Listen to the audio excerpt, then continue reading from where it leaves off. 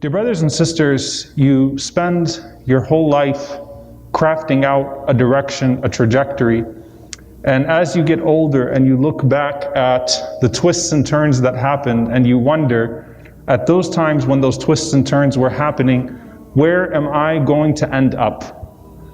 And in the midst of something, you don't see the light, you don't see the where that you're going to end up. And subhanAllah, we see that obviously with trajectories more than anything else with families. You know, I will not forget, as we've been dealing with so many deaths in this community recently, so many people that are beloved to us, a death that shook our community a few years ago, the death of the young sister Zahra Khan, rahimahullah ta'ala, and her parents who showed such sabr, such love. She was a daughter of the epic community, and really a wonderful person, a wonderful young woman, mashallah.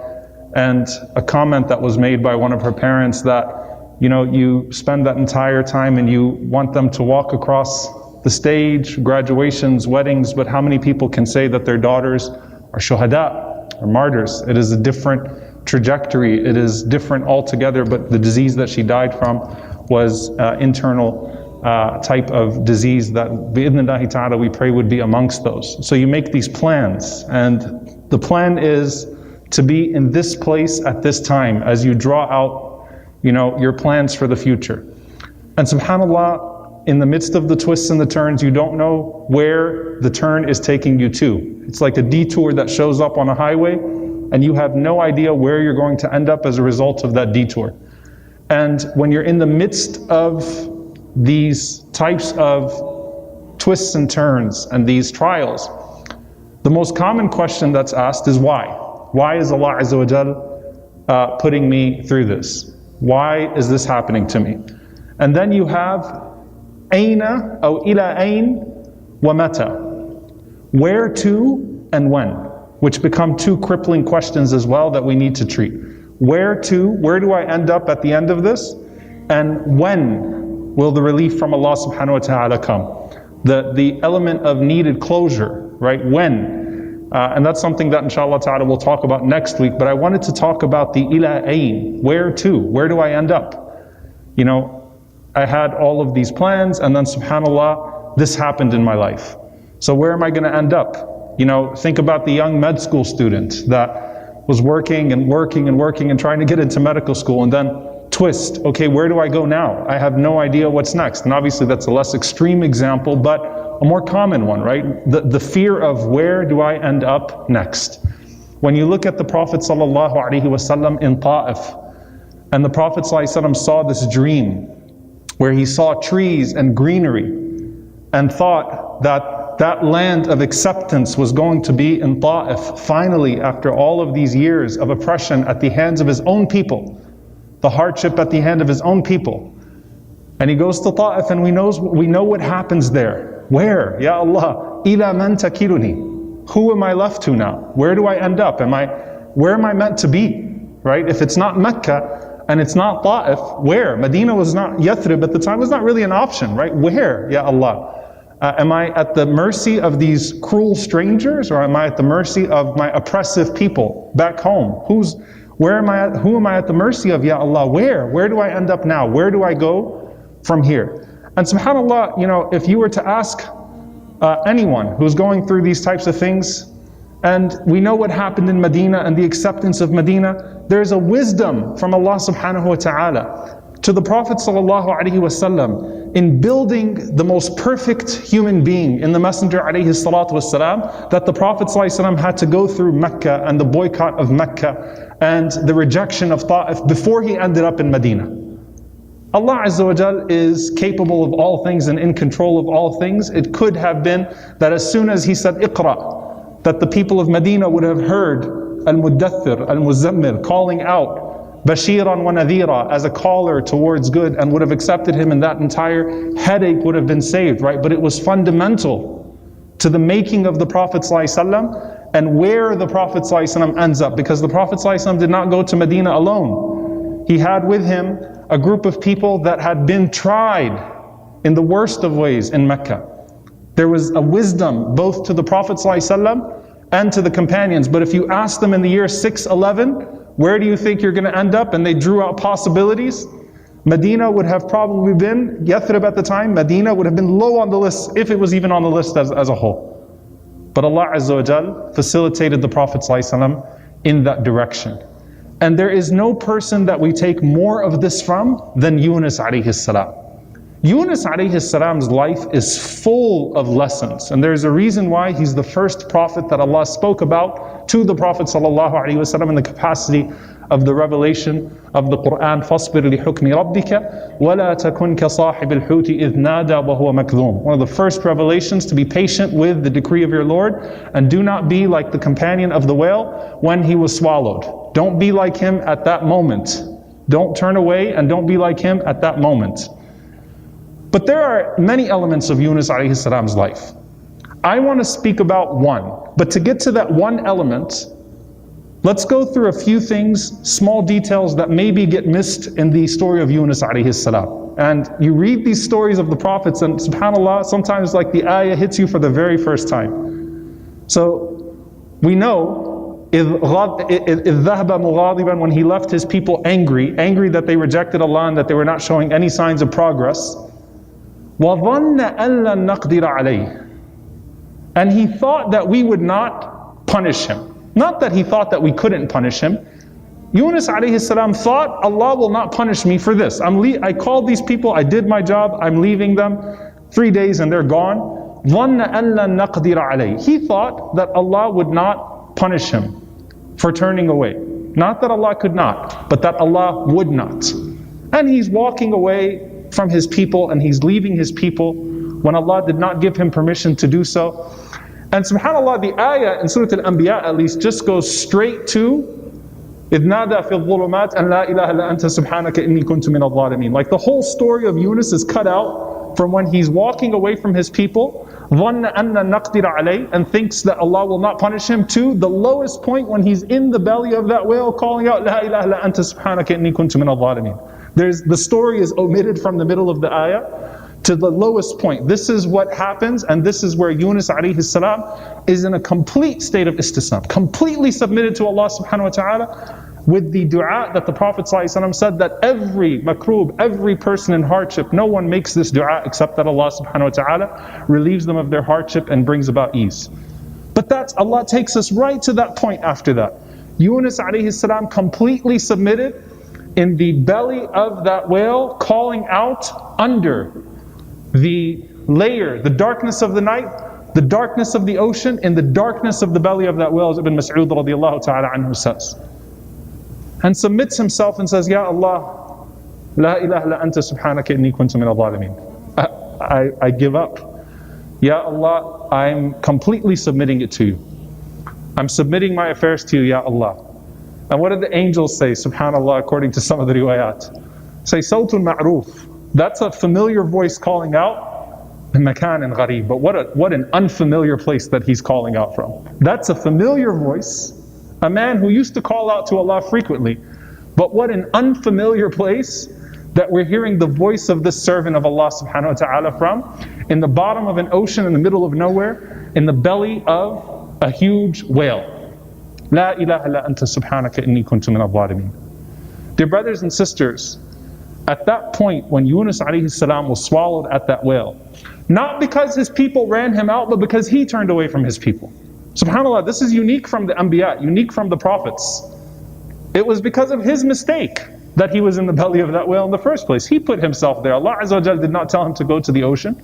This was not like the Prophet ﷺ when he was ran out by his people, or the numerous stories of the thousands of prophets run out by their people. And he could have at that point said, who survives the belly of a whale? I'm done. I am done. Astaghfirullah. Khalas. That's it. I'm done. But subhanallah, Allah says, had he not been from the musabbihin, had he not been from the people of tasbih that say subhanallah, that admit the perfection of Allah subhanahu wa ta'ala, then he would have been consumed in the belly of the whale, and that would have been the end of his story. Instead, what's the end of his story? The end of his story, فَجْتَبَاهُ رَبُّهُ فَجَعَلَهُ مِنَ الصَّالِحِينَ. Allah chose him and made him better than before. and rose him up and made him from the righteous. What's the end of his story? The Prophet ﷺ saying, لا يقولن أحدكم إني خير من يونس ibn Mecca. Not one of you say that I am better than Yunus ibn Mecca, than Yunus alayhi salam. Of course, the Prophet ﷺ did not like when people would do mufadala, would talk about the virtues of prophets over others. Don't belittle Yunus alayhi salam. Don't speak badly about Yunus alayhi salam. فَجْتَبَاهُ رَبُّهُ فَجَعَلَهُ مِنَ الصَّالِحِينَ. Look what became of him. Look what Allah Azza wa Jal made of him. But dear brothers and sisters, is there really any moment that you can think of where you could be lonelier or more desperate than Yunus alayhi salam in the belly of that whale in those moments? Is there any moment that a human being could feel completely disconnected from, what is he hearing? What is he hearing? What is he feeling? How is he even processing dua in the midst of all of that? But subhanAllah, look what Allah Azza wa Jal made of him. Now what is the one point of the story that I want to get to? Because I said after why, there's often ila ayn wa ila mata. Where to and when, ya Allah. And we want to talk about where to. You have to let the whale spit you out wherever it's going to spit you out. What island is he going to end up on? What's the trajectory after that? Subhanallah, you read the story of Yunus alayhi salam, what island is he going to be spit out on? Where is Medina? Where is it going to end up from here? And that's a difficult thing for us to do istislam to submit ourselves to. But if we submit ourselves to that, then it becomes easier to submit ourselves to the mata, to the when.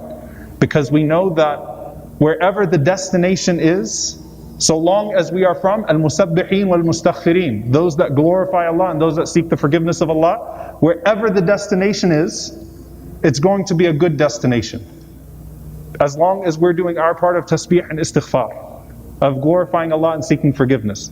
And so the when is then facilitated by that. First you plug in the destination, then you look at how long it's going to take you. And we ask Allah subhanahu wa ta'ala to make our destination Jannatul Firdaus, the highest level of Jannatul Firdaus. We ask Allah subhanahu wa ta'ala for all of those that have buried their loved ones and whose lives have been completely uprooted by these untimely deaths. And I say untimely because Allah knows these times, Allah Azza wa Jal knows best. We don't curse time. That Allah subhanahu wa ta'ala will place you in a better destination. That Allah subhanahu wa ta'ala will deliver all of us bidnillahi ta'ala to a better destination. But we have to do istislam to that where, submit ourselves to that, to Allah Azza wa Jal with the where, and let the whale take us wherever it will be. Be passengers in the belly of the whale in those moments, and just make sure that we are a people of La ilaha illa anta subhanaka inni kuntu minal zalimeen.